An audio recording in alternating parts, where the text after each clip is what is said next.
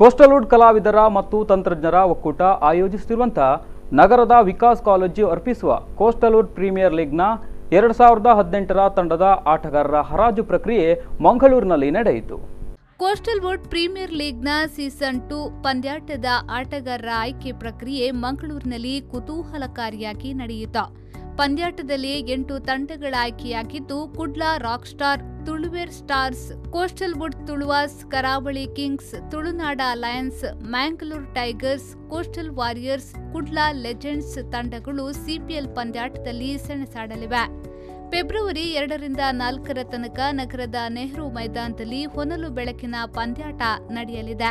ಈ ಹರಾಜು ಪ್ರಕ್ರಿಯೆಯಲ್ಲಿ ಮುಖ್ಯ ಅತಿಥಿಯಾಗಿ ಆಗಮಿಸಿದ ಮಂಗಳೂರಿನ ವಿಕಾಸ್ ಶಿಕ್ಷಣ ಸಂಸ್ಥೆಯ ನಿರ್ದೇಶಕರಾದ ಡಾ.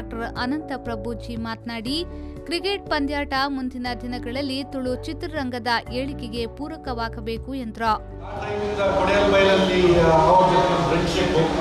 10 ವರ್ಷ ಆಗಿದೆ. ಈಗ ತುಂಬ ಖುಷಿ ಆಯಿತು ಈ ಪ್ರೋಗ್ರಾಮ್ ನೋಡಿ.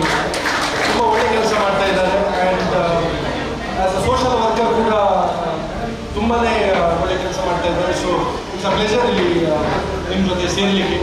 ಆ್ಯಂಡ್ ಸೆಕೆಂಡ್ ಇಯರ್ CPL ನಡೀತಾ ಇದೆ.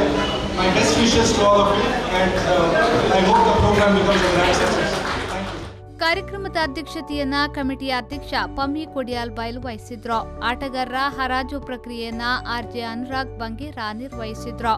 ಕಾರ್ಯಕ್ರಮದಲ್ಲಿ CATCA ಕ್ರಿಕೆಟ್ ಕೋಚ್ ಪುಷ್ಪರಾಜ್, ಪ್ರಧಾನ ಕಾರ್ಯದರ್ಶಿ ರಾಜೇಶ್ ಸ್ಕೈಲಾರ್ಕ್, ಸಂಘಟನಾ ಕಾರ್ಯದರ್ಶಿ ಅಸ್ಗರ್ ಮುಡಿಪು, ಕ್ರೀಡಾ ಕಾರ್ಯದರ್ಶಿಗಳಾದ ಅರುಣ್ ಶೆಟ್ಟಿ ಕಡಂದಲೆ, ರಾಕೇಶ್ ದಿಲ್ಸಿ, ನಿರ್ಮಾಪಕ ಸಂಘದ ಅಧ್ಯಕ್ಷರಾದ ರಾಜೇಶ್ ಬ್ರಹ್ಮಾವರ, ನಿರ್ದೇಶಕರಾದ ಸೂರಜ್ ಶೆಟ್ಟಿ ಹಾಗೂ ಸ್ಟಾರ್ ಆಟಗಾರರಾದ ರಾಕ್ ಸ್ಟಾರ್ ರೂಪೇಶ್ ಶೆಟ್ಟಿ, ಅನೂಪ್ ಸಾಗರ್, ಪೃಥ್ವಿ ಅಂಬರ್, ಪ್ರಕಾಶ್ ಶೆಟ್ಟಿ ಧರ್ಮನಗರ ಮತ್ತಿತರರು ಭಾಗವಹಿಸಿದ್ರು.